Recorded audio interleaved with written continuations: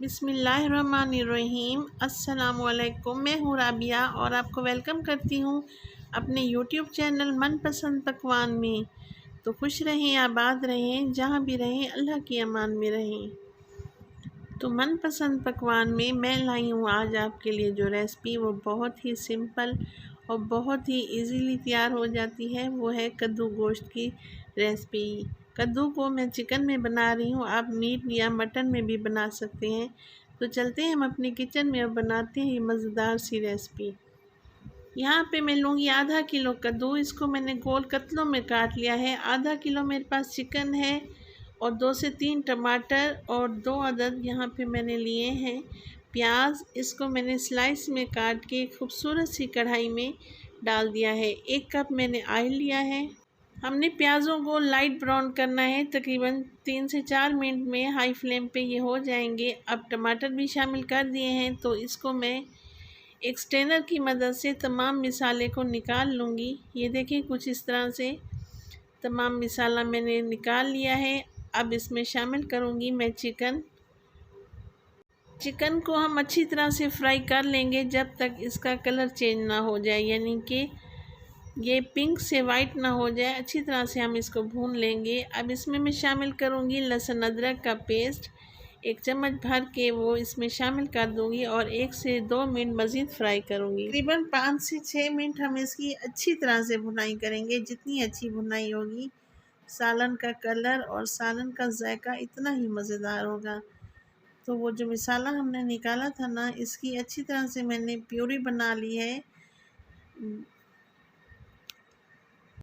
तो अब इसको कवर लगा दूंगी मैं तकरीबन 3 से 4 मिनट के लिए, ताकि टमाटरों का जो कच्चापन था वो भी दूर हो जाए और जो चिकन हमने डाला है वो अच्छी तरह से सॉफ्ट हो जाए। अब शामिल करूंगी कुछ स्पाइसेस। इसमें डालूंगी मैं लाल मिर्च तकरीबन 1 टीस्पून, इसमें हल्दी डाली है 1/2 टीस्पून और मोटा कूटा हुआ ज़ीरा 1/2 टीस्पून और इसमें डाली है मैंने, और शामिल करूंगी खुश्क धनिया 1/2 टीस्पून और नमक हम डालेंगे हस्बे ज़ायका। देखिए अच्छी तरह से भुनाई हो गई है इसकी और मैंने थोड़ा सा पानी शामिल किया है ताकि मिसाला जल ना जाए। अब हम इसमें शामिल करेंगे कद्दू। ये बिल्कुल फ्रेश कद्दू थे और ये मैंने अपने ही गार्डन में लगाए हुए थे, किचन गार्डन में। तो ये बहुत जल्दी गल जाएंगे। कद्दू खाना वैसे भी हम मुसलमानों के लिए, हमारे नबी पाक सल्लल्लाहु अलैहि वसल्लम की सुन्नत है और वैसे भी बहुत सेहत अफ़ज़ा है। तो इसमें शामिल करूँगी मैं 2 से 3 सब्ज़ मिर्चें।